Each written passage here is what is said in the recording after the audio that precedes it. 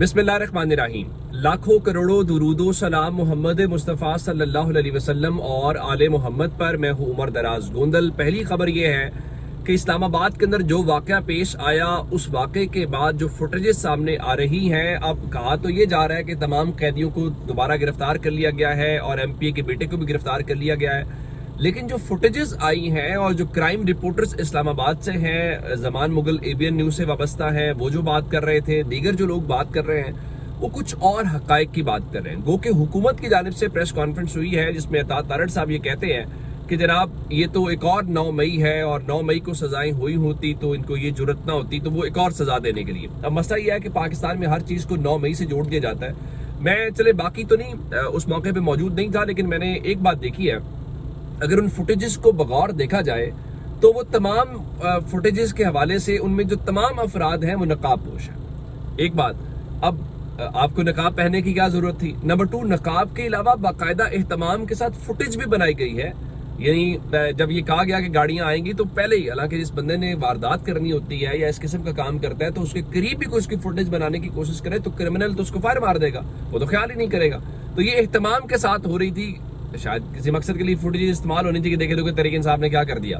तो उसके बाद एक और जो अभी वहां से इत्तलात आई हैं वो ये है कि वहां से आमतौर पे होता ही है कि जब कोई क्राइम सीन होता है तो वहां पे एविडेंस को प्रोटेक्ट किया जाता है, उसको सेव किया जाता है ताकि जो मुतलका लोग हैं उनको सजाएं दिलवाई जाए। लेकिन इन्होंने क्या किया है, इन्होंने वहां पे जो गाड़ियां शाड़ियां हैं उन गाड़ियों को हटा दिया है। और गाड़ियों को हटाने का मकसद ये है कि आप यूं समझिए कि आपने इसको निपटा दिया है। और उसके बाद वहां पे रिपोर्टर्स ये बता रहे हैं कि जो पुलिस अफसरान जो मौके पे मौजूद थे उनके बयानात के अंदर भी तजाद है।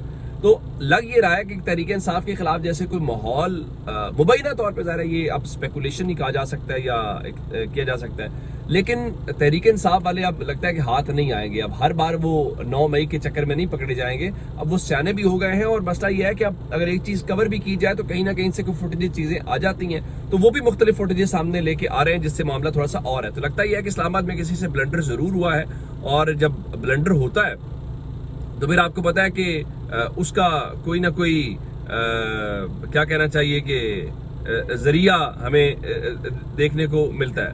तो अब ये जो सब कुछ हुआ है, इस सब के बीच में एक और डेवलपमेंट जो इससे हट के आपको बतानी है वो ये है कि जेल के दरवाजे खुलने के हवाले से। एक तो हमारे यहाँ जजेस चाहें भी तो मुलाकातें नहीं करवा पाते, और जब मुलाकातें होनी होती हैं तो वो मुलाकातें हो जाती हैं। मैंने आपको बताया था कि आज ही अदालत के अंदर जो अलीमा खान है और उस्मा खान, इमरान खान की दोनों बहनें हैं, उनकी जमानतें मंजूर हो गई। और उसके बाद अब रात गए जो जेहलुम की जेल है उसके दरवाजे खुले हैं और दोनों उनकी जो बहनें हैं वो जेल से बाहर आ गई हैं, अलीमा खान भी और उस्मा खान भी। और उनकी जो तीसरी बहन है नौरीन खान न्याजी, वो उनके इस्तकबाल के लिए पहुंची हुई थी। और जेल से निकलने के बाद वही हमने देखा है कि जो डेकोरम था या जिस स्टैंड के ऊपर वो हैं और ये सब कुछ मुश्किलें बर्दाश्त कर रही हैं, खान साहब की बहनें या वो खान साहब हो, तो आज भी अलीमा खान जैसे ही बाहर निकली हैं तो उनका देखिए हम पुरअमन एहतजाज करेंगे और पुरअमन एहतजाज के लिए इमरान खान जब कहेगा हम दोबारा एहतजाज करेंगे। यानी कहने का मतलब ये है कि उनको कोई उस गिरफ्तारी से या उस चीज़ से किसी किस्म का कोई जो डर या खौफ है वो दिखाई नहीं दे रहा। तो मेरे ख्याल से अब देखना ये चाहिए कि आप कब तक इस डर खौफ की बुनियाद के ऊपर लोगों के जो ज़मीर है उनको बदलाने की कोशिश करेंगे या लोगों को डराने की कोशिश करेंगे। तो मेरा ख्याल है वो होता हुआ दिखाई नहीं दे रहा, और लोग अब डट के वो कह रहे हैं कि ठीक है आप गिरफ्तारी करेंगे तो ठीक है गिरफ्तारी हो जाएगी, जेलों में जाएंगे तो जेलें भी काट देंगे। तो ये सब कुछ होता हुआ हमें दिखाई दे रहा है। अच्छा, इससे हट क्या बातें हैं जस्टिस याया अफरीदी साहब के हवाले से। अब जस्टिस याया अफरीदी जो हैं वो सुबह आ तो जाएंगे, उनका हल्फ भी हो जाएगा, वो अपना काम भी शुरू कर देंगे। लेकिन आज उन्होंने एक बड़ी दिलचस्प किस्म की बात की है जिसका मतलब ये है कि तवक्कुआत जो उनसे हैं वो यही है कि जस्टिस याया अफरीदी आते हैं तो किस तरह कमान को संभालेंगे।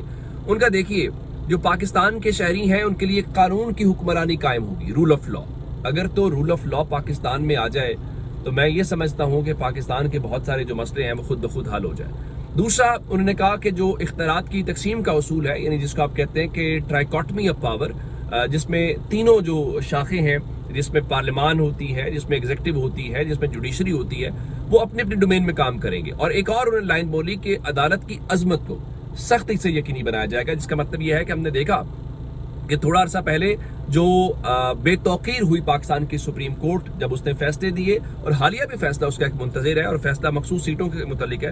چلیے آپ نہ مانیے کہ 8 ججز کا فیصلہ کیا تھا. موجودہ جو چیف جسٹس آ رہے ہیں صبح جو حلف لے رہے ہیں ان کا بھی تو فیصلہ تھا کہ اگر آپ نے 80 کو نہیں دینا تو کم از کم 41 کو تو وہ سیٹیں دے رہی تھی مخصوص سیٹیں. تو آپ نے تو 41 کو بھی مخصوص سیٹیں نہیں دی. تو اگر جسٹس یحییٰ آفریدی جو بات کر رہے ہیں اس کے اوپر ایکچوئل میں وہ عمل درآمد کریں گے تو میرا خیال یہ ہے کہ پاکستان کے لیے بہت ساری مشکلات جو ہیں اس میں سے ہم نکل آئیں گے. کیونکہ دیکھیے دنیا جہان کے اندر لوگ یہ دیکھتے ہیں کہ اس ملک کے اندر عدالتیں کس طریقے سے کام کر رہی ہیں، ان عدالتوں کی سنی کیسے جاتی ہے، اور ہم کیا کر رہے ہیں وہ ہم سب کے سامنے ہے. تو یہ ایک معاملہ. اچھا اس کے بعد وکلا تحریک، اب ایک میں آپ کو بتا دوں کہ سپریم کورٹ کا الیکشن ہے، سپریم کورٹ کے الیکشن کو بھی دیکھیے گا. لیکن آج ایک ملاقات اس سلسلے میں ہوئی ہے. لاہور ہائی کورٹ بار ایسوسی ایشن کا جو وفد ہے وہ علی امین گنڈا پور صاحب سے جو وزیر اعلیٰ خیبر پختونخوا ہے ان سے ملے ہیں اور 3 کروڑ روپے کی انہوں نے گرانٹ جاری کی ہے. لیکن لوگ اس کو بھی تنقید کا نشانہ بنا رہے ہیں کہ خیبر پختونخوا کا وزیر اعلیٰ پنجاب کے اندر جو لاہور کی بار ہے اس کو اس بارے میں کیوں وہ فنڈ جاری کر رہا ہے. اچھا اب اس سے ہٹ کے میں نے آپ کو ایک اپڈیٹ اپنی ذات سے جڑی ہوئی دینی تھی اور اس میں ایک دلچسپ واقعہ بھی سنانا ہے. میں نے آپ کو بتایا تھا کہ پنجاب کالج نے میرے اوپر، عمران ریاض صاحب کے اوپر، سمیع ابراہیم صاحب کے اوپر، پھر لاہور سے شاکر اوان ہے، دیگر کچھ صحافیوں کے اوپر جو ہے مقدمہ درج کروایا. اور جرم ہمارا یہ تھا کہ یہ جو احتجاج بچے کر رہے تھے یا جو بھی واقعہ ہے نہیں ہے، ہمارا تو اس سے کوئی تعلق نہیں. ہم نے تو نہیں کہا احتجاج کرو، ہم نے تو احتجاج کو رپورٹ کیا جو ہمارا فرض ہے، جو میڈیا نہیں دکھا رہا تھا. نجی کالج کر رہا تھا. تو جناب پنجاب کالج کی مدیت میں خاکسار سمیت کچھ لوگوں کے اوپر مقدمہ درج ہو گیا. یہ پچھلے ہفتے کی بات ہے. تو آج میں عدالت میں پیش ہوا اور اللہ کا شکر یہ ہے کہ میری عبوری ضمانت منظور اس میں ہوئی. لیکن میں آپ کو ایک دلچسپ واقعہ سنانا چاہتا ہوں کہ آپ یہ ہمیں ڈرا دھمکا کے جو آوازیں بند کروانا چاہتے ہیں، میرا خیال یہ ہے کہ جس طرح یہ سب ہوا ہے تو ہم اس سے ڈرے نہیں ہیں، پہلے سے زیادہ حوصلہ ہوا ہے اور لوگوں کی بڑی محبت اور دعائیں، تو انشاءاللہ اس سے مزید ڈٹرمنٹ ہوئے. لیکن میں آپ کو واقعہ سنانا چاہتا ہوں. آج ایاز امیر صاحب، ان کے اوپر بھی مقدمہ ہے، وہ اور میں اکٹھے پیش ہوئے. تو ایاز امیر صاحب پہلے پیش ہوئے تو ان کی ضمانت کا آرڈر ہوا، پھر میری ضمانت کے ساتھ ہی آرڈر ہو گیا. تو اس دوران جو عدالتی عملہ ہے، جیسا آپ کا نیچے عملہ تھا، تو وہ بات چیت کرنے لگ پڑے. تو میرے سے پوچھنے لگے کہ عمران ریاض صاحب کب آئیں گے. تو میں نے کہا مجھے اس چیز کا علم نہیں ہے کیونکہ میری عمران ریاض بھائی سے کوئی براہ راست ان دنوں بات نہیں ہوئی جس سے میں ان سے پوچھ پاتا کہ آپ نے ضمانت کروا لی ہے یا ضمانت کب کروانی ہے یا آپ کا پلان کیا ہے. یہ تو ظاہر ہے کسی کی اپنی لیگل اسٹریٹجی ہوتی ہے.